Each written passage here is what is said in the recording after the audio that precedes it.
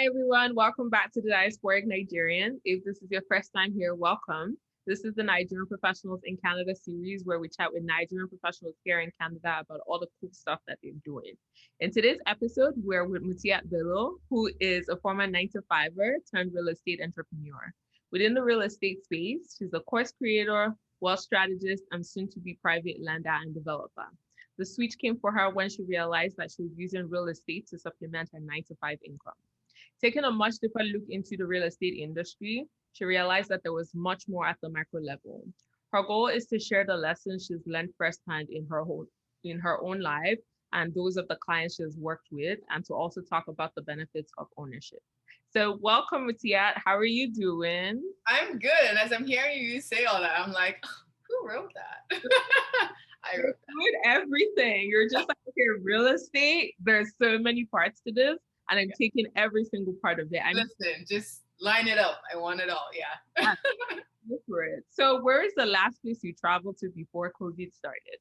Oh my God, which is such a depressing question. But the last place I traveled to, and I'm happy, and this is why I like that I go overboard. Okay. And my son was still like super duper young. And so within the space of like 4 months, we did New Jersey, Abuja, Lagos, Giza, wow. Dubai. Yeah. Look at you. I feel this is the energy that I need.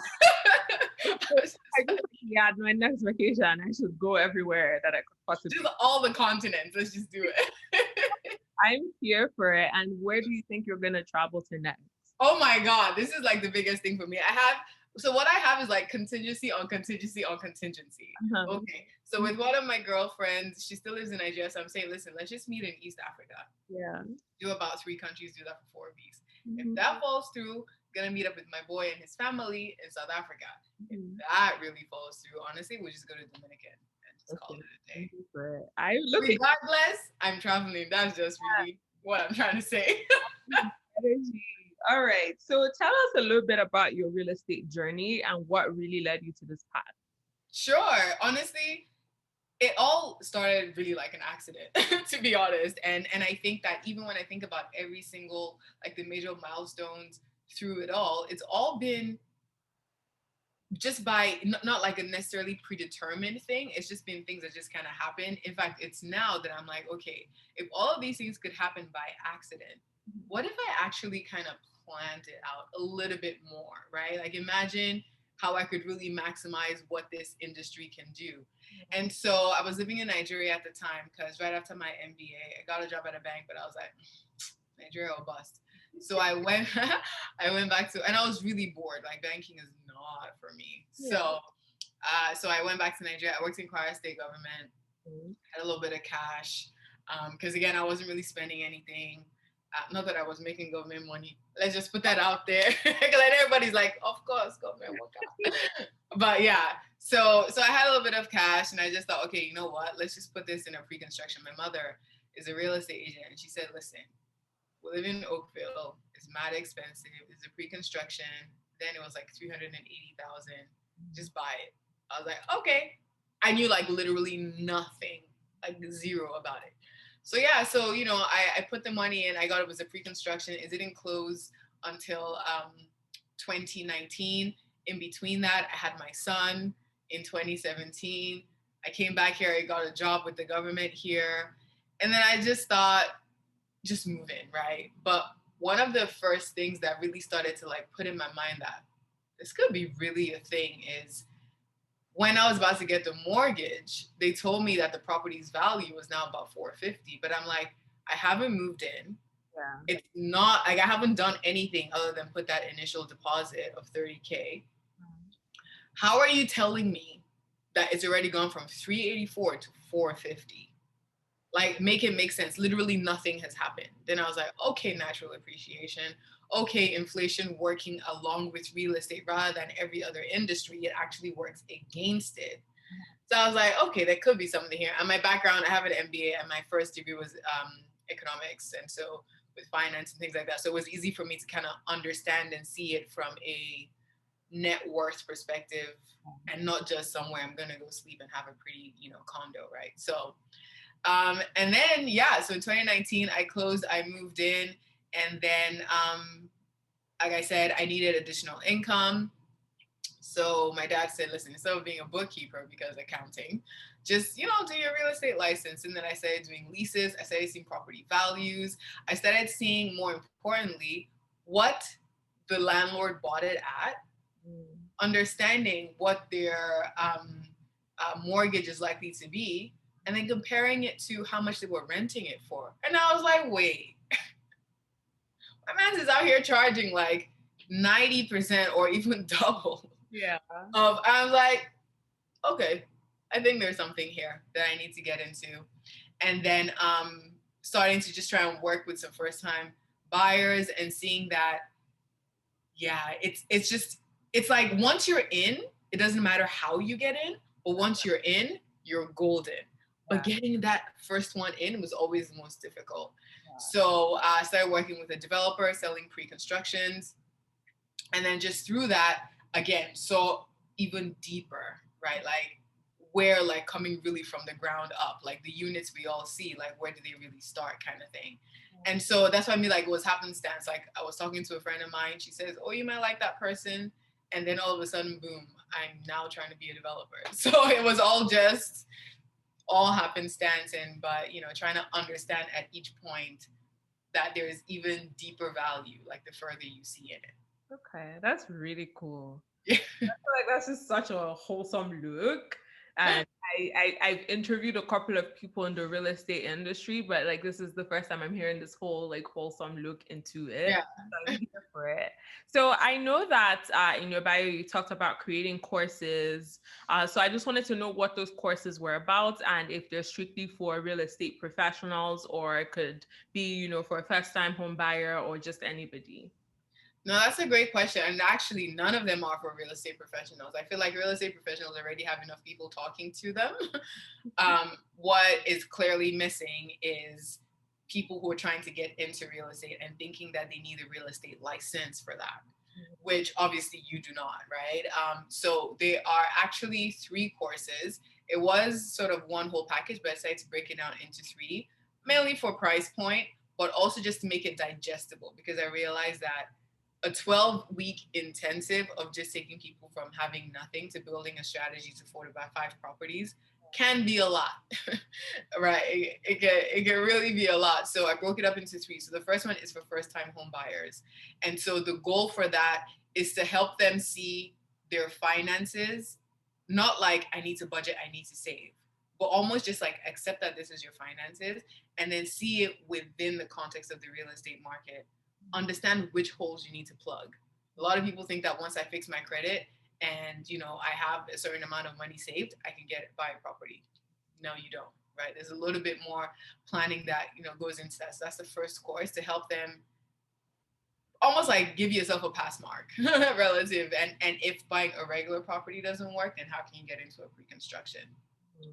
And then the second course is for people who know for a fact they want to get into pre-construction. So it's literally every single thing you can possibly want to know. Like, how do you buy a pre-construction? How do you select one? What are your closing costs? What could the mortgage look like? How do you save the money? Like, what are the assignments? How do you talk to a developer? Like, what are the parts of the agreement that you can get tripped up at? So many different things, right, that go in there. And then the third one is for people who already own property and are wondering how to pull out equity from that property to buy 2 properties at a time. I don't believe in buying 1 property at a time. Once you have that first one, it's 2 properties or bust. Like, that's what we're doing. So there's some just strategies for them to consider and like very specifically how to do that and preserve that wealth as they build it as they go. Those are the 3 ones. So the first time home buyer, the pre-construction deep dive, and the third one is real estate wealth strategies. All right, cool. And you also talked about being a lender. So Yeah. what part of this whole real estate cycle, what part does that fit into? And when do people need to use a lender? So to be honest, once you already have a property and you want to pull out equity from it, well, let me say 2 things. Once you already have property and you want to pull out equity from it, you can literally say, okay, take it to a mortgage broker and say, I have 40,000 or 50,000, and I want to be able to lend it out to people who want to like fix their kitchen, people who are doing flips and need like short-term money, right? Because there's different tiers. Your big banks or your tier A, then you have some like credit unions and other financial institutions. Then you keep going down the list until you meet like private lenders. And so for private lending is usually shorter time period, so like 4 months, 6 months. And so within a 1 year cycle, you could have lent your money and earn pretty decent returns. But if you don't have property, we're going to get a little bit technical, but if you have like your RRSP, depending where you're working, you're actually able to put it into a self-directed account where you can then say, even if you don't have property, you can come to me and say, okay, Mutiat, I have $20,000. My friend has $20,000. All of us together, we want to put this money and lend it to you. We can't buy property. We don't want to buy property, but we do want to invest in the real estate market. So that's, you don't have to be an owner to be a lender in that sense. But if you are an owner, you just have a little bit more money to play with. And that's why I really like that, your audience are people, who are getting into their careers, or people who may be, in their first or second year of your careers, just to know that even if your company is contributing, you should still be looking at directing your own, RSP, because as a lender to a developer, you could be getting 10%, 11%, 12%. Whereas if you just put in your RSP, you're getting whatever you're getting, 2%, and it's being hit with inflation anyway. Right? So that's just, important to keep in mind in terms of how are you maximizing money, because the employer is not anywhere you should be seeing your chest. So one of the things that you discussed in your bio was, telling people about the benefits of ownership. So why would I want to choose to be like, an owner as opposed to a renter? No, and that is a really good question. And I think that the first thing actually is ownership over everything, period. And how that ownership comes about is now what we need to be asking ourselves. The first thing is that I don't believe ownership has to be mutually exclusive from renting.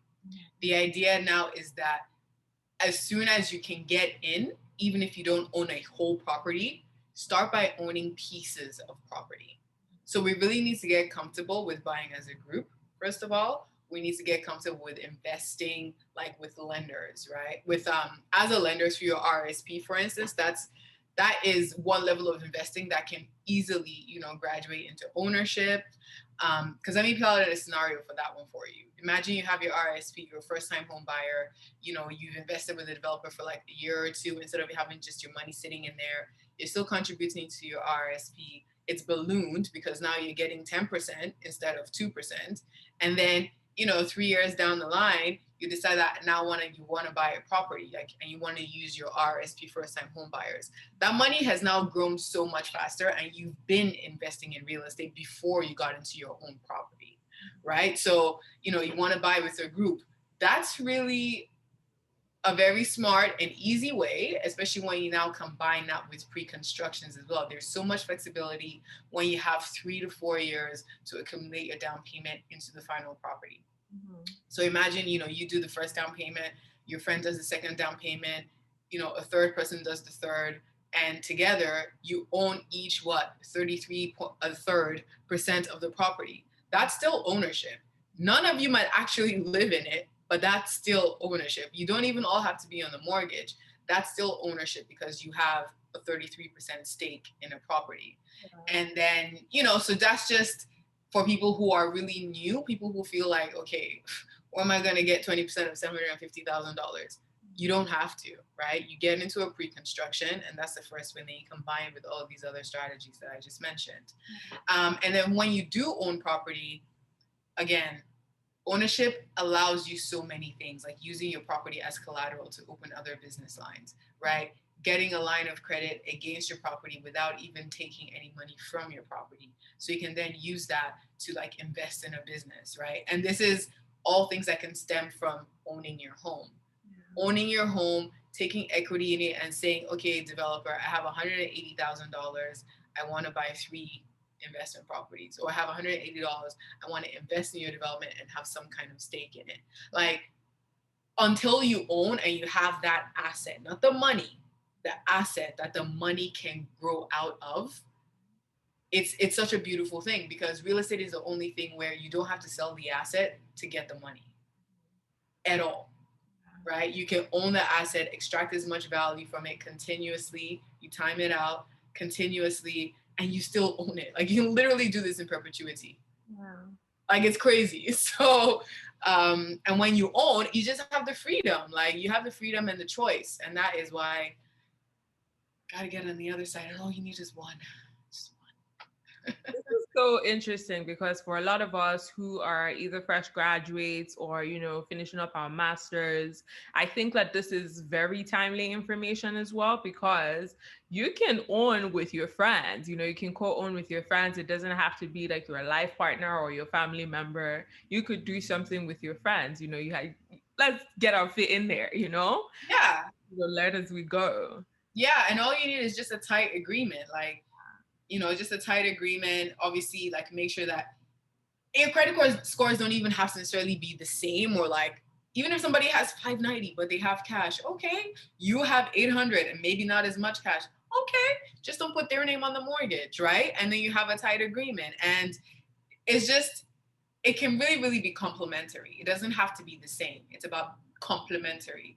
What you don't have but they have, there you go, boom, you created a team, right? And I think that's what the most beautiful partnerships are about, right? Like, how do you complement each other, not how do you necessarily marry each other to the team. Yeah. So as long as you have the same conversations and you know that you're both looking to invest for a certain, similar amount of time, you're good to go. Wow, this is so cool. So it seems like with, real estate and you being like an entrepreneur, it seems like you're someone who gets busy a lot. But what does self-development look like for you, and what does self-care also look like? That's a good one. Let me answer self-care first.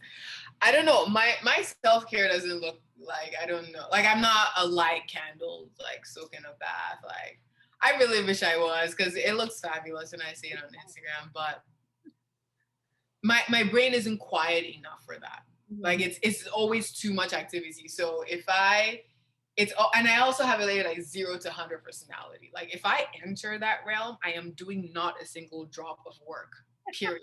Like, it's so bad that on some days are my talking days. Yeah. Because I think it's a very different energy. I know I seem extroverted, but to be honest, it's just that, okay, today you're talking, so talk. Yeah. Just talk. On most other days, to be honest, I don't want to show my face. Like, 8 days a week, I don't want to show my face. And I know there's only 7 days, but that's to prove a point. So honestly, self-care for me is just on days that I need to be absolutely silent, be silent. Like, I'll even send my son away to my cousin or somebody. And just silence, honestly, is my self-care, which is so strange, but that's what, yeah, that or rap. I was listening to Wale and just, vibing a little bit on the drive back home. So, there's always that. That's good. All right. I feel like you ran away from the self-development part. Oh, my bad. No, self-development is, I recently realized that what I liked, I think we were talking earlier about being around people who are older than you. Mm. And I think that I've started doing that a lot more, and just being open to so much other possibilities has been the greatest thing. So, like I said, I'm slightly introverted. So I think my biggest thing is I just need to network a little bit more even, and not be like, even when I sent you a DM, I was like, I'm just going to shoot my shot. Like, and there's so much like anxiety. I'm saying anxious. I don't have an anxiety or anything, but there's so much like forethought about it. Like, oh my God, what if they say no? And it's like, listen, you're feeling the moment, you're in the vibe, just do it. Sort of that jumping energy is probably my biggest thing in self-development. Just network more, talk to more people, and just see how it goes. I think that you have a lot to offer, and I think networking will definitely be that thing that, like, because I learned too much with just like with you for a couple minutes. So I do think a lot more people need to hear what you have to say. So you know, like keep doing you and like trying to like talk to more people. I do think that there's a vast amount of knowledge that you have and people will be able to benefit from you from, you know. Like Thank you. off camera, we can talk about more places that you know you could shoot your shot. Yes, help You know, me. because that was beautiful. Because at the time I'm just like subtly saying, yeah. So if you want to be interviewed, let us know. And then you just commented, and I'm just like, energy. This is what I need right now. I'm here for it. That was like really nice. But I think even with like self development, I think it's maybe you taking some like again, you say you have your talking days and then you have the days that you want to become. So I think maybe with you like being with like older people, it gives you a chance to like learn and like refresh Yes. as opposed to Yes. talking. So that's Yeah. also a good thing. I really, really love that. Just hearing them, and yeah, honestly, and they always have so many different perspectives. And I think that older people move with like a certain ease. There's like a certain knowing about them. I remember when I was I'm 37 now. I'm gonna be 37 in November, and I remember when I was like in my 20s. I remember looking at my mom and being like, "Damn, I cannot wait to be as old as you." Like, not because I wanted like the freedom with adulting, but like there's just like a Calmness. yeah, like I should just move with a certain kind of energy. Like it is what it is, man. And like unfazed. And I was like, God, this is what I need in my life. So I can't wait to be 50. I feel like for me, 50 is gonna be like the pinnacle. Any fixing that needs to be fixed has been fixed. Which one cannot be fixed? Mashallah. Everything goes forward like that. So I can't wait. Here for it. So where can we learn more about you? I'm most active on Instagram, so let's just keep it simple and do that. I do have a LinkedIn account, but Instagram is the best at Wealthy Mo. If because I know you have a lot of professionals, I am starting my Instagram, my LinkedIn again, Mutiat Bello, just my name, and I would say those are the two main like nexus, and then I'll just sort of feed you out to the other links based on what you're interested in finding out, whether it's investing as in my upcoming. I'm gonna start looking for land soon. Knock wood. You want to be an investor in my coming projects? That'd be amazing. If you're looking for pre-constructions, yeah. So honestly, everything starts with the DM. Then I'll put you in the right spot. Slide into the DM, y'all. Right in the DM. Let me know which course you wanna